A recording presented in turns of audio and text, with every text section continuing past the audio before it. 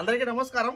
మీరు చూసినట్లయితే ఇక్కడ 2 రకాల పెసర్లు అయితే అందుబాటులో ఉన్నాయి. మీరు చూడొచ్చు, లూజ్ విత్తనాలు తీసుకోవడం వల్ల నష్టపోవడం జరిగింది. అదేవిధంగా మీరు మదిరాల చూడొచ్చు, మీరు పెసర్లు MGG 347 రకం. ఇది మొత్తం కూడా 5 కేజీ అయితే ఉంటుంది బ్యాగు. సో ఇది ఒరిజినల్.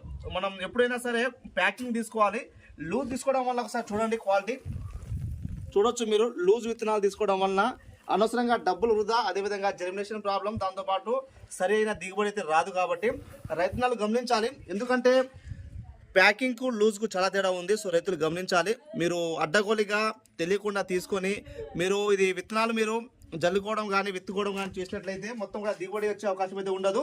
సో ఈ విధంగా మీరు ప్యాకింగ్ తీసుకోండి. ఏదైనా సరే లూజ్ అయితే తీసుకోకండి. చాలామంది ఇప్పుడు తీసుకొని నష్టపోయారు. కాబట్టి మీరు కూడా నష్టపోకూడదే ఉద్దేశంతో ప్రతిదీ కూడా తెలియజేస్తూ ఉన్నాను ఈ వీడియోలో. సో ప్రతిదీ కూడా మదిరల ప్యాకింగ్ చూడొచ్చు మీరు.